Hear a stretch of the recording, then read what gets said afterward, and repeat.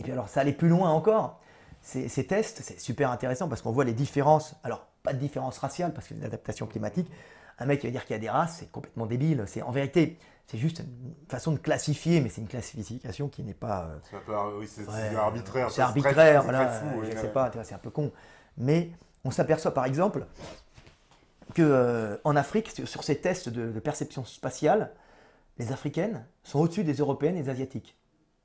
Tu vois, africaines. Alors que l'homme africain est en dessous de l'Européen et de l'Asiatique.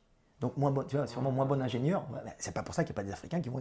Alors, subsahariens, puisqu'ils appellent ça. Ils faisaient des tests sur des afro-descendants, des Afro-Américains. Eux, ils appellent ça des Afro-Américains. Donc, en général, eux, ils font les tests, ils mettent tout le monde dans le même paquet. Alors que l'Afrique, c'est vaste. Hein. Tu ne peux pas dire, toi, tu es comme ça. Il y a le nord, le sud, il y a les hauts plateaux, il y a des adaptations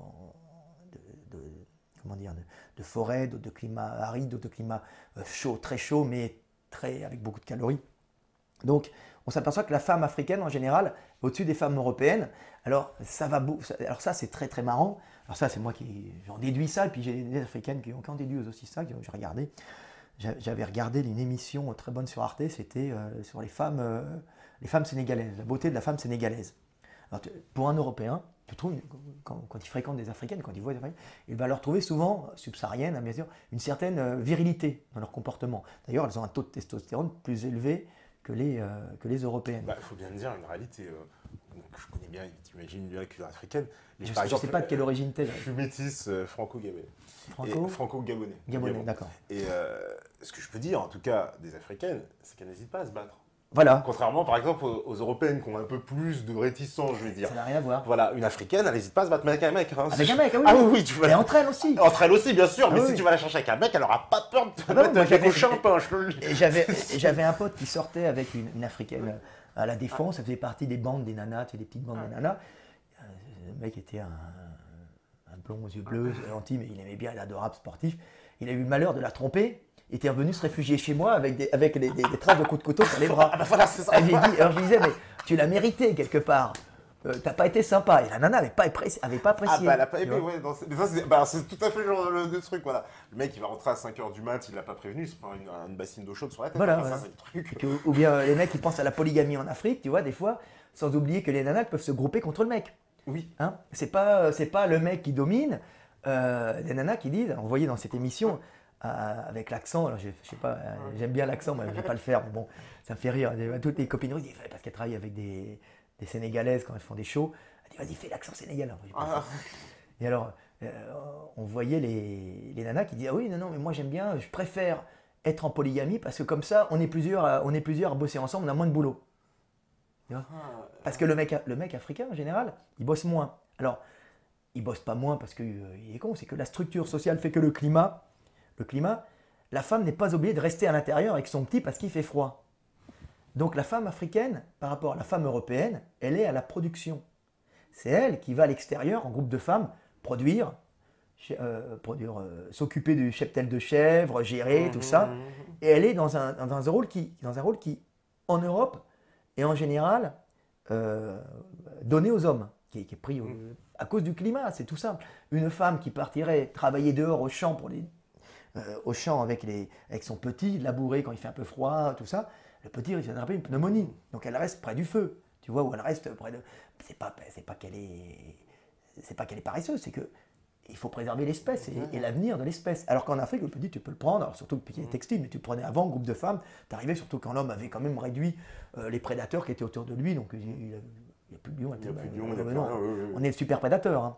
Donc les autres sont pas trop cons, les lions, les hyènes, ils vont se barrer parce qu'ils savent que s'il y en a un qui arrive trop proche, il ne fera pas de vieux os et puis il ne transmettra pas ses gènes. Donc c'est le lion le plus peureux qui va survivre. Celui qui sait que la proie bipède, c'est pas une proie, c'est un prédateur. Tu vois.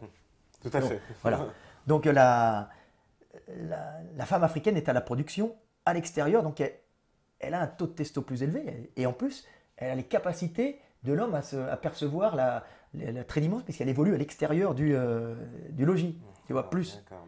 Donc elle est à la gestion, un peu la gestion, la production, c'est elle qui s'occupe souvent des chèvres, souvent qui s'occupe de piler, alors que en Europe, c'est l'homme. Alors la femme, on la retrouve évidemment dans la société paysanne parce qu'on est industriel depuis pas tellement longtemps.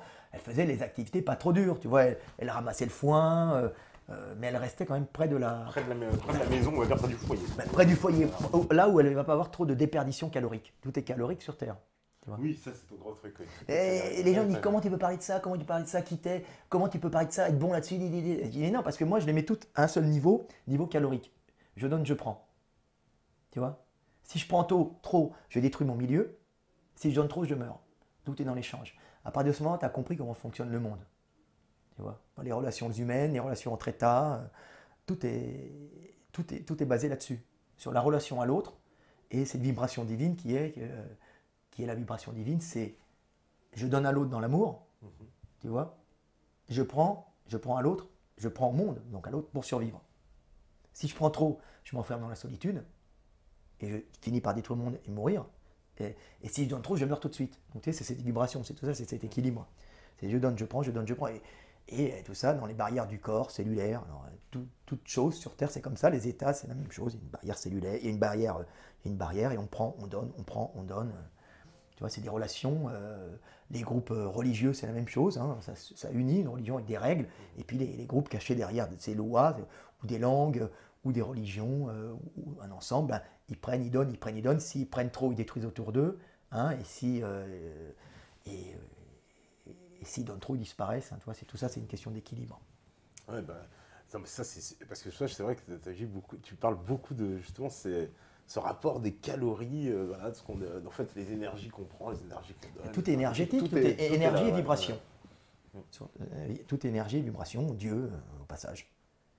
Voilà. Ah bah ça va plaire à beaucoup de monde, ça, Dieu. Alors, on me dit, existe-t-il des types morphologiques spécifiques au peuple d'Inde? C'est vrai, on a parlé des Asiates un peu. D'Inde, oui. Les Indiens, ils ont des morphologies spécifiques aussi. Bah, il doit sûrement, alors je ne me suis pas tellement intéressé à ça. Je sais qu'il y a des castes. Je ne vais pas dire oui, je sais, ou je n'ai pas parlé, comme je ne connais pas. Mais effectivement, on les voit souvent qui sont. On a des végétariens souvent. Alors. Oui, bah c'est souvent le cas en plus. C'est souvent le cas, ils doivent être adaptés peut-être à une nourriture végétarienne déjà, plus que les gens du Nord, par exemple. Et les Asiatiques. Alors, par exemple, les Asiatiques, truc que j'ai remarqué, tu vas me dire si c'est un cliché ou pas, il y a très peu de gros chez les Asiatiques, très peu de gens obèses. Il y en a quand même. Ah ouais? Il y en a quand même. Parce que moi, attention, je parle des Asiatiques. Du Sud, peut-être. Bah, ouais, et puis d'Asie. Pas ceux qui vivent les Chinois du Nord. Pas ceux qui vivent en Occident. Bah, ils sont plutôt fins à chaque fois.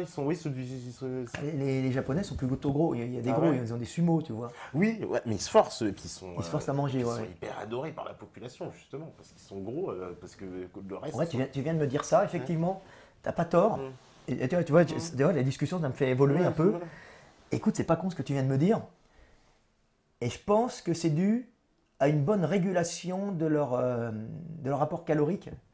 Effectivement, maintenant que tu me le dis, c'est vrai que je vois pas d'asiatiques comme ça. C'est vrai, c'est pas commun. Tu vois les femmes avec un petit peu de gras pour bébé voilà, ici. Mais ils sont dans l'ensemble, ils sont quand même. Tu vois, une choc, ils sont. Parce que, moi, je suis un peu un oracle. Tu me poses une question, moi, je suis incapable de répondre aux questions, de sortir un truc si on m'a pas posé la question. Et je pense qu'on a trouvé un truc là. Je vais l'expliquer. L'asiatique. On va dire surtout le chinois, tout ça, on a des Chinois qui t'aiment bien. On va parler des Chinois. Hein, on va faire grosso modo. Alors dans le sud, ils vont être moins gras parce qu'ils ont un apport calorique permanent. C'est très riche. D'ailleurs, c'est équatorial. Hein, le sud, quand même, c'est pas équatorial, mais il y a la nourriture en permanence. Tout le monde sait que les gens vont en Thaïlande, les Français, en disant c'est super.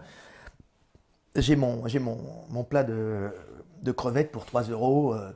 Et puis bon, le mec, il dira pas qu'il a sa pauvre nana qui va se prostituer pour lui, je sais pas, c'est des quoi, des puquettes, des tickets, des oui, les battes. Des battes, voilà. Je connais pas. Moi, j'y vais pas. J'aime pas aller exploiter les pauvres. Je ne vais pas exploiter les pauvres.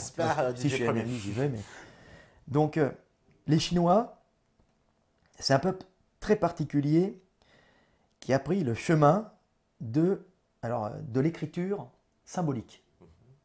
Tu vois? Alors, l'écriture symbolique, alors, tu vois, c'est bizarre comme le monde, tu vois, c'est le milieu qui fait ça. Alors, ils auraient pu prendre l'écriture phonétique, comme les Européens ont pris. Hein. Alors, l'écriture phonétique, ça entraîne une chose, ça entraîne que des groupes différents, tu vois, peuvent se cacher derrière des langues, tu comprends? Et il ne peut y avoir de contact entre ces groupes que par une certaine diplomatie ou des gens qui ont appris les langues. Et c'est très dur d'apprendre une langue. Quand tu te déplaces en Europe, tu t'aperçois que tu ne lis pas l'allemand et tu ne parles pas l'allemand. Que quand tu vas en Hongrie, tu ne parles pas l'allemand, le hongrois et tu ne lis pas le hongrois. Tu es obligé, quand tu ne connais pas, d'aller où dans une communauté. Par exemple, le juif se déplaçait dans une communauté qui était sa communauté juive, mais qui parlait la langue du pays. Donc il peut faire des affaires un peu partout. Mais pour les groupes, les peuples européens, on va dire, tu te retrouves avec des groupes sociaux cachés derrière des langues qui font jouer leurs intérêts. Tu comprends? Donc dans ce truc d'équilibre d'homéostasie calorique, tout le temps on veut prendre le maximum de calories en restituant un minimum. Donc chacun est dans une espèce de lutte. On se retrouve avec l'Europe, ce qu'appellent les Juifs Esav, donc le fer, donc c'est la guerre aussi. Et tout le monde se fait la guerre parce qu'on est caché derrière ces langues. C'est Babel, tu vois, et on est caché derrière ces langues qui génèrent la guerre, mais qui génèrent quoi aussi? L'ingénierie. L'ingénierie, parce qu'exactement, la guerre amène l'ingénierie. L'ingénierie, mais aussi des problèmes caloriques des fois. Alors, il y a aussi le climat qui fait ça, que c'est froid aussi, donc je parlerai aussi de Néandertal après. Donc, on se retrouve quand même avec des fois des famines, des fois des guerres. Alors les Allemands un peu moins, parce qu'ils ont géré le lait, ils ont géré pas mal de trucs, donc ça fait des grands gaillards, mais on se retrouve quand même avec parfois une moins bonne gestion calorique, tu vois, à cause de ces langues différentes. Mais par contre, d'un essor technologique énorme à cause de ces combats permanents entre des gens cachés derrière des langues qui font jouer chacun leurs intérêts. C'est normal, hein, les gens veulent, on se bat pour son groupe, et son groupe génétique est caché derrière sa langue en général, derrière sa culture, derrière sa religion. Donc ça. Le chinois, c'est très très très particulier, ça a été unifié très tôt, et ça a été unifié par quoi?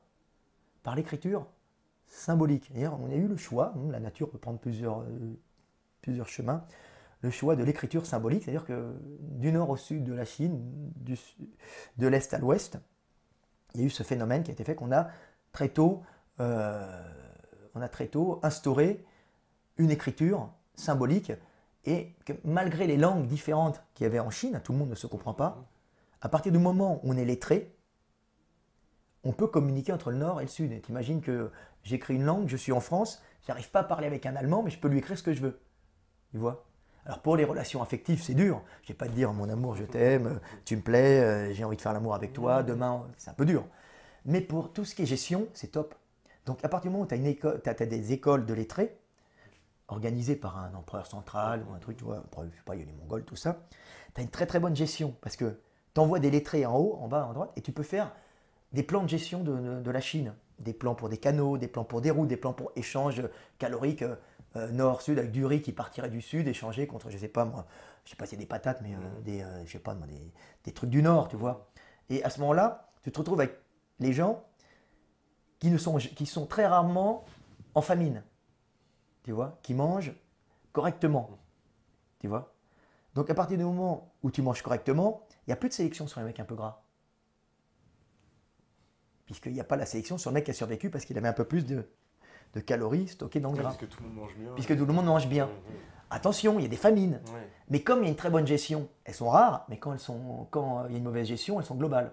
Donc c'est peu de guerre, peu de famine, mais alors quand tu as des famines et des guerres, et ça y passe. Mais pas assez souvent pour peut-être avoir du gras. Alors moi je dis ça, les mecs pourront me corriger, hein. Moi c'est juste une théorie, mais je pense qu'elle est juste. D'accord, bah écoute. Tu vois, c'est un truc qui est assez intéressant. Ouais, de mettre en point de vue complètement. Et c'est pour ça que les Chinois, étant, on peut aller sur une autre route, hein, étant très bien gérés, très bien administrés, grand État, très très bien, c'est des fonctionnaires, c'est les mandarins, c'était des fonctionnaires, c'est les lettrés, hein, très bien administrés, ont peu de famine, ont une très bonne administration. Le problème, c'est comme ils n'ont pas souvent de guerre, ils n'ont pas souvent de conflits, hein, on va dire, eh ben, ils ne vont pas avoir de progrès technologique. Tu vois? Donc on dit le Chinois, il trouve la poudre, il n'invente pas le canon. Tu vois? Parce que ça lui suffit, il n'a pas besoin. C'est l'obligation qui est la mère de l'invention. Tu vois, tu es obligé de faire ça, comment je vais faire pour survivre, tu vois? Et à partir du moment où il est bien géré, il n'a plus cette obligation d'invention.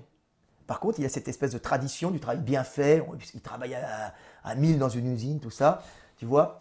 Y a pas comme ils peuvent être très nombreux, donc très nombreux, ça sélectionne les mecs plutôt calmes, parce que le mec, il dorme à plusieurs sous le même toit, le mec un peu énervé avec un taux de testostérone élevé, je sais pas, Momo qui vient du Maghreb, il fait pas long feu. Ouais, il fait pas long feu, ouais. Non, je rigole, mais parce qu'en général, mais non, mais c'est pour. En général, je rigole parce que c'est mes copains maghrébins qui disent ça, on rigole, tu vois. Mais Oui, c'est vrai que c'est des tempéraments c'est différents. des tempéraments. Faut Hein, dire, dire, moi, mes c'est copains vrai. algériens, ils disent on est chaud, mais c'est vrai qu'on est chaud, on part très vite. On part très vite au Maghreb parce que la calorie étant limitée, si un mec vient s'installer à côté de chez toi, tu as mangé.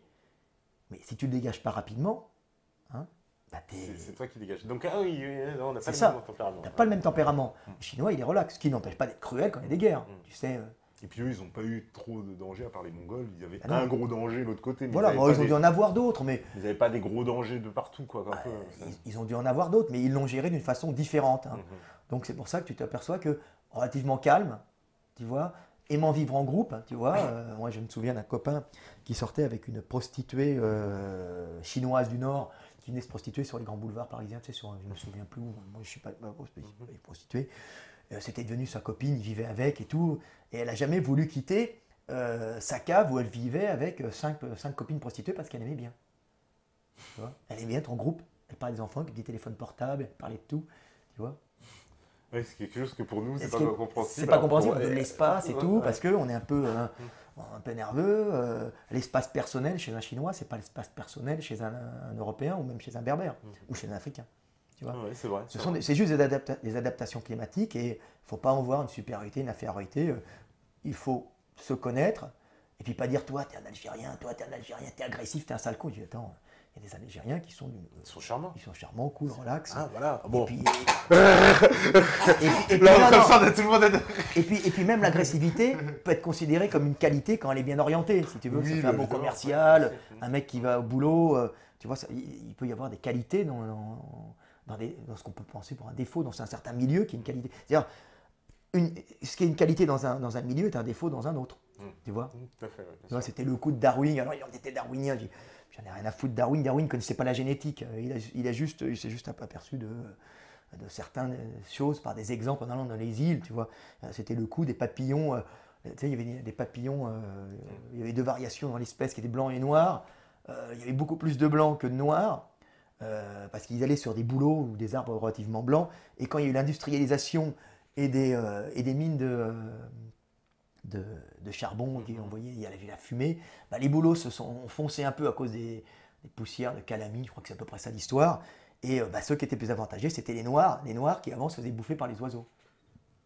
Ouais, c'est une connerie, mais c'est ça la vie. Hein, tu vois, voilà, c'est juste d'accord, l'environnement qui a changé. Comme je dis tout le temps, Dieu veut le bien du groupe. Et ça passe souvent par la casse de l'individu. Et ben on va faire une petite pause, si la régie elle est prête, c'est magnifique. Et ben on fait la petite pause, et oui, vous inquiétez pas, je vous oublie pas, il y a plein de questions. Évidemment, alors... Ils sont contents ou pas? Oui, ils sont contents, mais transformez pas ça en questionnaire de santé, quoi, tu sais, comme sur la 5, là, tu vois, avec la meuf, là. Oui, comment je fais, docteur, pour me muscler, etc. Parce que je la sens venir un petit peu. Alors, on va faire la petite pause, et puis on revient juste après, à vous, la régie. Voilà, donc de retour sur la libre antenne, toujours avec Frédéric Delavier, toujours avec les métanautes, là, ils sont tous en mode musclore, là, ça y est, ce soir, tout le monde va faire des pompes, là, ils vont pousser les biceps, ça, là, c'est sûr. C'est pas ma spécialité. Ah, mais toi, t'as quand même les ouais, ma spécialité, là, c'est... les bons biceps, ça. Ma spécialité, c'est traction. C'est pour ça que je fais du street workout. C'est quoi, ça? Le street workout, c'est un sport... alors, c'est Hannibal. C'est un blague en Amérique, là, dans un quartier, je sais plus, bon, je sais pas quoi. C'est pas Hannibal Lecter, non? Ouais, mais dans le genre. Bon, c'est très musclé, qui a mis ça qui a mis ça à la mode avec des vues internet énormes sur des performances qu'il faisait sur les parcs, vous savez, les parcs qui étaient mis dans les rues pour les enfants. Et puis lui et ses copains, ils faisaient des tractions. Alors c'est pas un genou, hein, mais au lieu que ce soit les enfants qui jouent, c'était les jeunes, pas les jeunes, les mecs du coin qui faisaient du sport là-bas. Et puis ils s'affrontaient en traction, en pompe, en dips. Et puis ils faisaient des parcours. Et alors après, les gens dans le monde entier ont voulu faire comme Hannibal. Donc il est à la base quand même d'un mouvement mondial. Alors ça s'appelle le street workout. On fait des performances, alors après comme ça se spécialise, il y a des performances un peu gymniques où les mecs font des acrobaties sur du matériel pour enfants à la base, et des parcs pour enfants, puis maintenant il y a des parcs spécialement conçus par les fabricants qu'on met dans les cités pour occuper les jeunes. Alors c'est vachement bien, il y a Grigny, alors c'est la mairie de Grigny a parfaitement compris, je dis bravo à la mairie de Grigny, alors moi je ne sais pas de quel coin elle est, des fois c'est communiste, des fois j'en ai rien à foutre. Là c'est un ex-front de gauche, c'est René Val. Alors je dis... un excellent maire, attention. Bravo. Excellent. Voilà, c'est ce que je dis. Bravo. Tu vois, moi, je m'en fous. Moi, je prends les hommes pour ce qu'ils font. Et alors, tous les jeunes à Grigny, alors il a mis ça en bas, c'était la grande, comment ça s'appelle? La grande borne. Et alors, il a mis ça en bas. Alors, putain, ça change la vie. Tous les jeunes sont là-bas. Ça met une ambiance. Tout le monde vient faire du. Alors, ça a commencé là-bas. Ils ont organisé le street workout en employant les jeunes, tu sais, du coin, dans des activités justement d'organisation pour les gamins, tout ça. Alors, Grigny, c'est à la base, vraiment au niveau boost, au niveau sport, avec aussi des clubs de fight. Mais alors, il y a le street workout et c'est vachement bien. Et alors, c'est Grigny qui est vraiment la première ville à monter des trucs comme ça, des ouais. championnats. Alors maintenant, c'est des compétitions mondiales. Il y en avait en Ukraine, l'Aquapark de Kiev. Alors maintenant, c'est un peu compromis, on va dire. Il y a moins de compétitions. Grigny, c'est aussi la ville d'Amélie Koulibaly. Oui, voilà. Bon, il n'y a pas que Il Mehdi. paraît qu'il faisait des tractions. Bon, ça se trouve, il en a fait. Hein. Je rigole. Ça se trouve, il en a fait. Mais bon, il n'y a pas que Mehdi Koulibaly à Grigny. Il y a aussi des mecs qui font des trucs bien et qui organisent Il y a le Vic qui organise des compétitions de combat, de grappling international. Il y a aussi le merde, comment ça s'appelle Oh, je me souviens plus du concours, j'ai un trou. Bon, c'est l'équipe de Grigny qui organise le Pull-Up Push. Le Pull-Up Push, c'est un concours de street workout. Et bon, moi, je participe. J'ai loupé le Pull-Up Push, j'ai été blessé, mais j'y suis allé quand même. Et par contre, je fais des championnats et puis je m'éclate dessus parce que je suis bon en traction. Et je suis avec des petits jeunes et puis j'essaye de leur mettre la pâtée, pas pour les humilier, pour être un exemple, pour montrer qu'un vieux peut être bon et il faut être l'essentiel de la vie, c'est d'être un exemple pour les petits qui viendront après. C'est-à-dire que quand vous faites quelque chose, faites-le pour vous, mais faites-le surtout pour les autres. Et l'image que vous devez transmettre doit être bonne, parce que vous devez être un exemple pour les gens qui vous entourent. Même si vous avez des vices, vous avez des perversions, cachez-les. Et par rapport au groupe, essayez de montrer un bon individu, parce que vous serez un exemple pour les enfants plus tard qui voudront avoir une référence. C'est comme on disait avec le prophète Mohammed, il ne faut pas salir, parce que c'est un exemple de comportement. Le prophète Mohammed, c'est quoi? Paix et je sais pas quoi sur lui. Amour sur lui. Paix et amour sur lui, pour dire. C'est vrai, parce que c'est un prophète, donc c'est un exemple. Tous les prophètes, voilà, on ne les salit pas pour faire du business, parce que c'est trop facile. Pas qu'on y croit ou qu'on n'y croit pas, c'est pas grave. Le fait qu'ils soient des exemples est quelque chose d'extrêmement positif pour le groupe et pour les enfants, qui plus tard. C'est ça l'essentiel. Voilà. Alors, on nous posait des questions, il y en a pas mal, sur, par exemple, l'homme de Néandertal et son acclimatation. Ça, c'est génial. Alors, c'est une question qui est venue souvent, ça. C'est quoi un peu l'histoire de cette acclimatation de l'homme de Néandertal? Alors, on a tout le temps dit, ça part d'un problème, on a souvent dit que l'homme de Néandertal avait disparu. L'homme de Néandertal tué, éliminé par les sapiens. Oui. Ça a tout le temps été la théorie qui dominait. Alors, c'est une théorie un peu idiote à la base. C'est une théorie qui vient sûrement de la culpabilisation de 39-45 avec les tentatives d'extermination qu'il y a eu, des tziganes, des juifs. Ça a été, ça a quand même été un trauma mondial, on va dire. Alors on a dit l'homme il est mauvais, l'homme il extermine, l'homme il est pas bon. Il se trouve que moi ça fait plus de 15 ans, j'ai toujours dit, alors je ne suis pas généticien, toujours dit l'homme de Néandertal n'a jamais été éliminé. Il y a eu du métissage, ils étaient moins nombreux comme c'était un climat plus froid, c'était de la remontée africaine. Alors les dates, moi je ne connaissais pas mon truc, mais c'était de la remontée africaine assez vieille, qui s'est adaptée à un climat froid, et il y a eu une montée sapiens, je crois qu'il y a 60 000 ans, 40 000 ans, en grand nombre, et on dit que les sapiens ont éliminé les néandertaliens, ce qui est maintenant prouvé, ce qui est complètement faux. Puisqu'on se retrouve avec 2 à 3% de gènes, des fois 4 de gènes néandertaliens chez les Européens, les Asiatiques, pas chez les Africains, parce que les Africains, Néandertal vient d'Afrique, mais il n'y a pas eu de remélange avec les Africains, si tu veux. Donc Néandertal, il y a visiblement eu du métissage avec Néandertal, du métissage pas énorme, il n'y en a pas eu beaucoup, parce que de toute façon, ils n'étaient pas très nombreux. Et puis, d'apparence, ils n'étaient pas du tout pareils, si. Alors, ils n'étaient pas tout à fait pareils, mais en vérité, on exagère beaucoup parce que vous avez le crâne un peu fuyant. Ils étaient plus courts, ils avaient une espèce de cage thoracique en triangle. Alors, je vais expliquer un peu ça. Ils étaient très particuliers, ils étaient surtout adaptés à un climat plus froid que les sapiens remontés plus récemment d'Afrique. Et puis tout, ils étaient adaptés aussi à une nourriture plus carnée, plus grasse. Essentiellement grasse, plus on dit carnée et grasse, parce que l'hiver, en Europe, surtout pendant les périodes glaciaires. Là, il y a des périodes de réchauffement où ils ont pu manger chasseurs-cueilleurs, plus de végétaux, plus de baies, plus de trucs, de machin.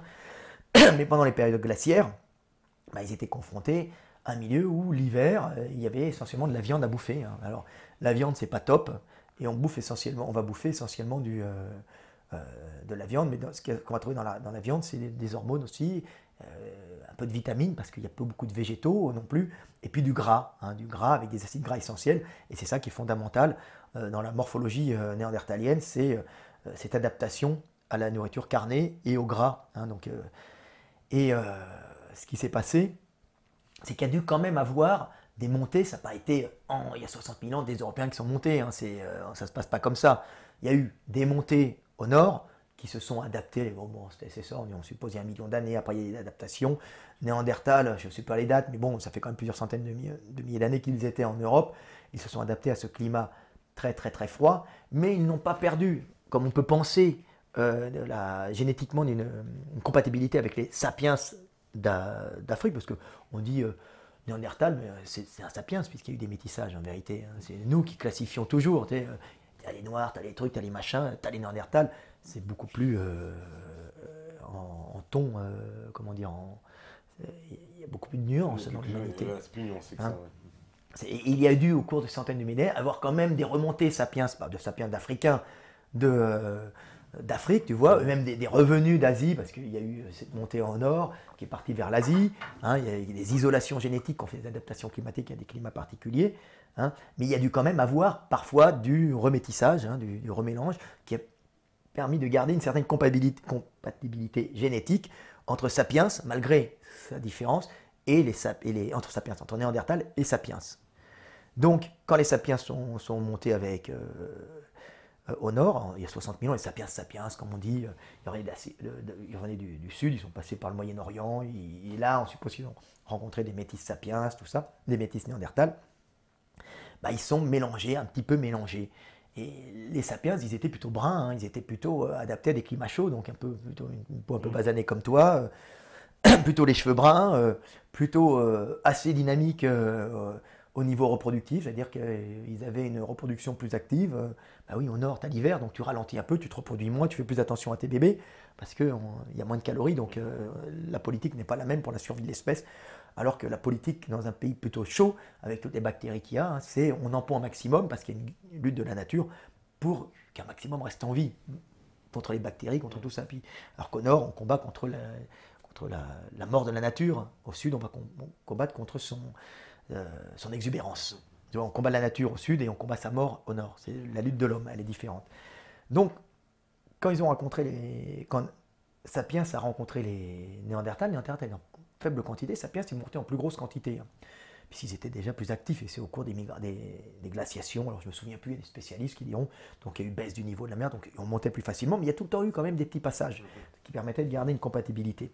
Alors, on s'est aperçu récemment avec, c'était pas beau, c'est un Suédois qui travaille à Leipzig, un généticien, et ils ont testé du matériel génétique pris sur des ossements de Néandertal par rapport à des ossements de Sapiens, et puis des ossements d'hommes, et puis modernes, ils se sont aperçus qu'on avait une compatibilité, qu'on avait à peu près 2 à 3% de gènes communs. Donc on a eu un métissage. Alors moi je ne suis pas spécialiste en génétique, hein, mais le grand avantage de ce métissage qu'il y a eu avec Sapiens, avec Néandertal, c'est que Sapiens a sauté 400 000 ans, ou 500 000 ans, ou 600 000 ans de sélection naturelle intense par adaptation au froid. Donc grâce à ce faible métissage qu'il y a eu, il n'y en a pas eu beaucoup, mais qui est-ce qui a eu le plus haut taux de survie? Ben, c'était les métis. Et c'est les métis qui ont transmis les gènes néandertaliens, les gènes d'adaptation au froid néandertalien, aux sapiens, revenus d'Afrique, tu vois. Alors il y a eu on s'aperçoit qu'il n'y a pas que sapiens, néandertal, il y a eu beaucoup plus de souches, qu'on les découvre progressivement, hein. Il y a eu beaucoup plus de souches qui ont dû se remélanger plus ou moins, mais Néandertal, qui est très particulier, avait cette adaptation au froid dont on a hérité, alors particulièrement cette blanchitude, ce fait d'avoir de la peau blanche, hein, plus blanche, qui était en fin de compte une adaptation au climat, au manque de luminosité et aux hivers qui permettaient justement de mieux synthétiser la vitamine D. Hein, parce qu'il était essentiellement carnivore. Alors, il ne se nourrissait pas de baleines et de phoques comme les Inuits ou les Asiatiques qui récupèrent quand même de la vitamine D dans la nourriture, dans la viande de baleine et de morse. Donc ils arrivent à avoir le minimum pour pas être obligés de blanchir. C'est pour ça qu'en plus, comme il fait très froid, les Inuits, on s'aperçoit qu'ils ont la peau basanée. Ils ont la peau basanée parce qu'il y a beaucoup de soleil, donc ils n'ont pas perdu cette capacité. Ils n'ont pas une adaptation à la synthétisation de la vitamine D par blanchitude. D'ailleurs, ils conservent leur mélanine parce qu'il fait il y a beaucoup de réverbération, ils ont des petits yeux bridés. Et en plus, eux, ils arrivent à compenser ce manque de luminosité par la nourriture, la viande de phoque et de baleine qui est relativement riche.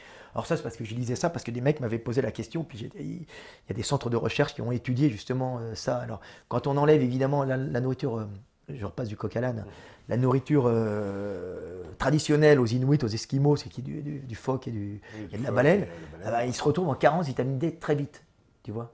Quand ils se mettent à bouffer du McDo, alors ils deviennent obèses, parce qu'ils ont tendance à stocker du gras.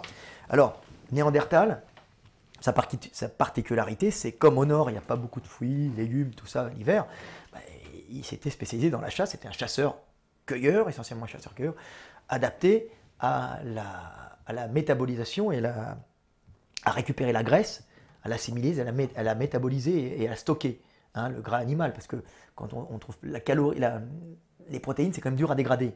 On en a besoin, mais pas besoin de tant que ça. Casanova a raison, on n'a pas besoin de tant de viande que ça. Mais ce que les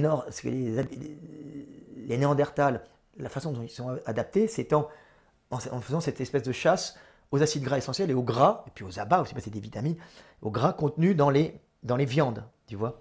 Et on s'aperçoit qu'au niveau génétique, les Européens, ils ont surtout cette adaptation de stockage et de métabolisation du gras, surtout héritée des Néandertaliens, tu vois. Parce que dans les pays chauds, tu n'as pas besoin de faire ça, dans les pays chauds africains.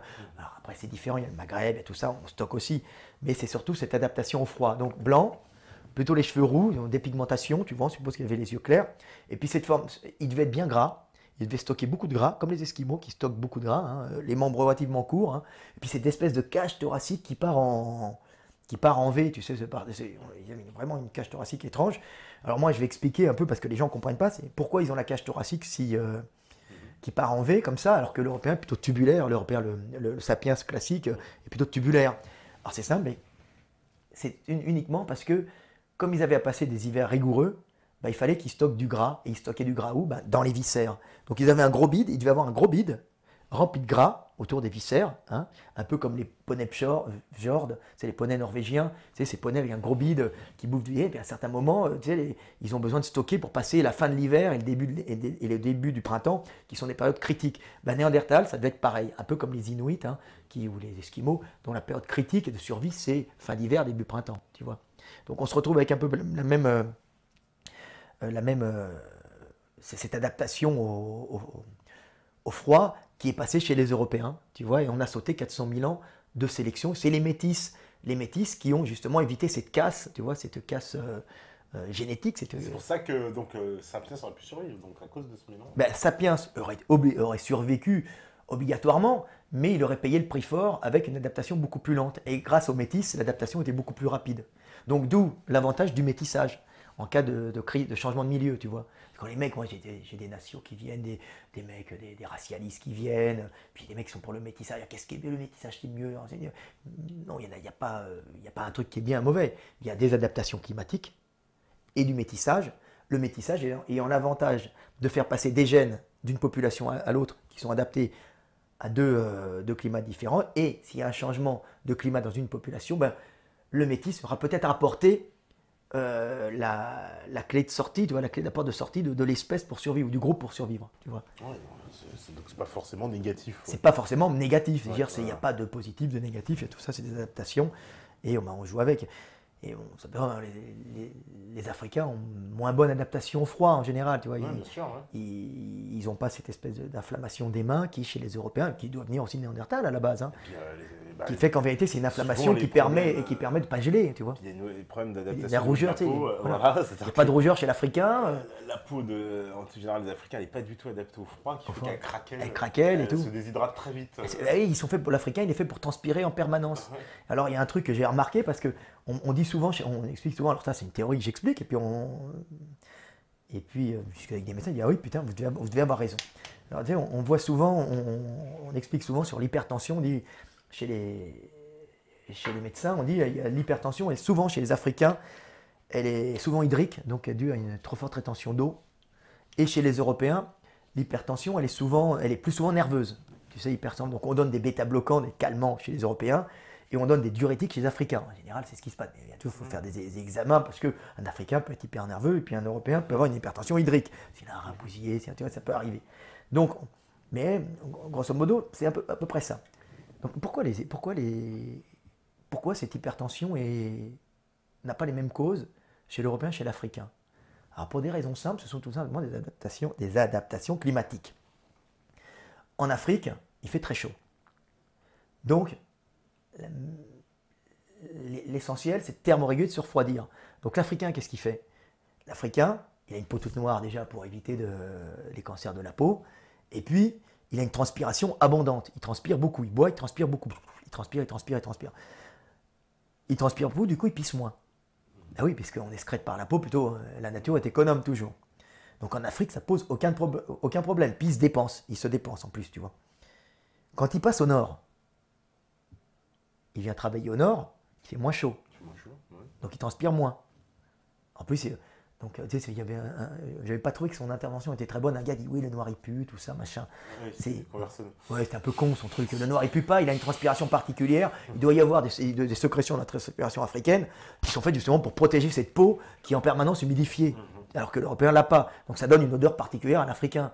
C'est pas parce qu'il pue, t'es con. C'est très bien. Je vais passer le message comme ça. Non, mais il n'est pas méchant. Non, mais oui, effectivement, il y a différentes adaptations, mais c'est pas. Il pue pas. Il a une transpiration. Sûrement, il doit y avoir des molécules que l'Européen sent particulièrement et qui sont juste des molécules de protection parce que c'est une peau très hydratée qui transpire en permanence pour thermoréguler. Ça veut dire évacuer par la transpiration, par l'évaporation. On n'a plus de poils, donc on évacue l'agitation moléculaire pour éviter de monter en surchauffe, détruire les tissus. Souvent, les Africains sont imberbes, contrairement aux Européens. Et les Africains sont imberbes pour cette raison. Pour cette raison, j'ai discuté hier avec un médecin, justement pour l'histoire de la barbe des Européens, pas des Africains. Donc, l'Européen, lui, alors, quand l'Africain monte au nord, il ne transpire plus. Tu vois? Mais il n'excrète pas plus, il n'a pas des reins adaptés pour pisser autant que l'Européen. Donc il se retrouve en rétention hydrique. Hypertension. Donc qu'est-ce qu'il faut conseiller aux Africains? Faites du sport pour vous dépenser. Ah oui, il a besoin, le mec, il fait du sport. Déjà, il a tendance à se dépenser. Et aller au sauna. Et tu vois dans les saunas, moi je vais au sauna dans les gymnases, tu as tout le temps des Africains qui sont au sauna, comme si ça leur faisait plaisir d'être au sauna. Mais c'est instinctivement, ils vont au sauna parce qu'ils ont besoin de transpirer, parce qu'ils évacuent moins par la pisse. D'accord. Et ça, il faut le dire aux Africains. C'est faites du sauna, les mecs, et faites du sport et bougez, parce que vous êtes sur pas tous, sur des latitudes nordiques. Et alors, on se retrouve dans... Et là, j'ai discuté avec un copain qui sort avec une Africaine, on discutait, il a dû sortir avec une Antillaise avant. Et il y a ce problème d'hypertension chez les Antillais. Hypertension accrue, encore plus que chez les Africains. Pourquoi? Parce que lors de l'esclavagisme, les mecs, pour la rentabilité, ils mettaient un maximum de mecs dans les bateaux. Ah oui, l'Européen est un calculateur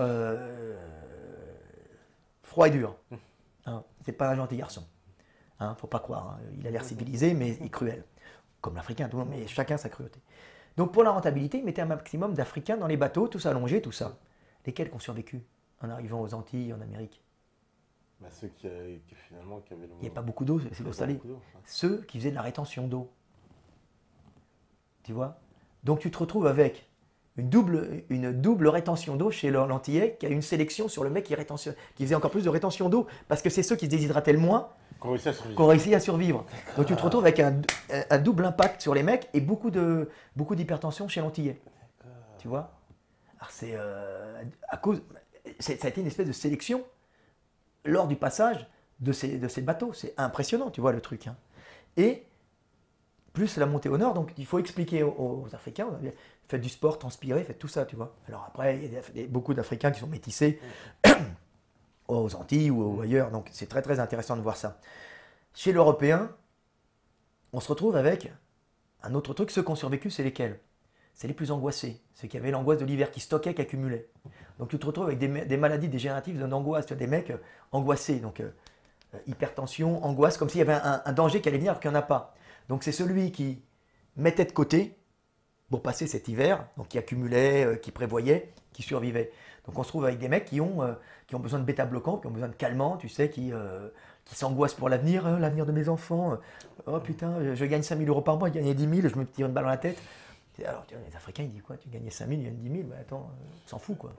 C'est pas grave, demain t'es peut-être mort, vas-y, profite de la vie. Oui, mais pour l'Européen, cette angoisse, ça l'a sauvé. Parce que celui qui ne mettait pas de côté, si l'hiver durait un peu plus longtemps, il mourrait. Donc on se retrouve avec des angoissés, tu vois. Je bois pour oublier, je suis angoissé, tu vois. C'est vrai, c'est vrai. C'est pas du tout la même angoisse, et ça joue le climat sur la psychologie. Alors je sais pas, on est parti des Néandertaliens pour arriver aux Africains, mais c'est toujours intéressant. Donc nous, les Européens, ben, on a hérité, pour revenir des Néandertaliens, de ces adaptations à l'hiver, tu vois. D'où le gros mollet aussi, le gros mollet adapté au froid, qui est une adaptation climatique aussi. Hein. C'est le mollet fin le mollet de l'Africain, tout en restitution d'énergie, tu sais. Pied plat, c'est calcanéum, le calcanéum, c'est du fond. Comme la voûte plantaire est affaissée, le calcanéum est vers l'arrière, donc du coup, il a un bon levier, il n'a pas besoin d'un gros muscle pour tirer quand il court. Et quand il court, il est tout en restitution d'énergie, dans l'accumulation d'énergie élastique dans les tendons et muscles. Tu vois, c'est pas besoin d'une grosse contraction. Alors que l'Européen, on va dire, il a sûrement hérité ça des Néandertaliens. Après, il y a quand même la sélection naturelle, l'évolution continue à sélectionner les individus les plus adaptés au climat. L'Européen, le gros mollet de l'Européen sur le tableau de Bruegel, tu sais, l'haltéro-russe, avec ses gros trucs, tu vois, le Bulgare avec ses gros machins. Qu'on voit pas en Afrique, hein, tu vois, les lutteurs sénégalais, c'est des mecs costauds suralimentés, mais ils ont ces petits mollets derrière. Ils ont des petits mollets. Alors c'est une adaptation, une adaptation au froid, donc ça fait un gros mollet, tu vois. Donc le pied se cambre, tu vois, il est cambré, il y a une sélection naturelle qui fait que le calcanéum est rentré. Donc le calcanéum il est rentré parce qu'il y a un os à l'avant du pied, et un muscle à l'avant du pied, il y a les extenseurs des pieds qui tirent le gros orteil. Alors il y a une voûte sous la voûte plantaire. C'est pour ça que la voûte plantaire se Et voilà, c'est pour ça que la voûte plantaire est creusée. Parce que voilà, tu as des gros Ouais. muscles à l'avant, hein, la loge antérieure, tu as des gros muscles à l'avant, les extenseurs des orteils qui tirent, et en tirant, ils tirent par effet de poulie, de réflexion, le calcanéum qui est l'arrière du pied vers l'arrière, et ils archent la voûte plantaire, réduisant le levier, et ça fait un mollet beaucoup moins performant chez l'Européen, plus court et performant, un mollet qui descend jusqu'en bas.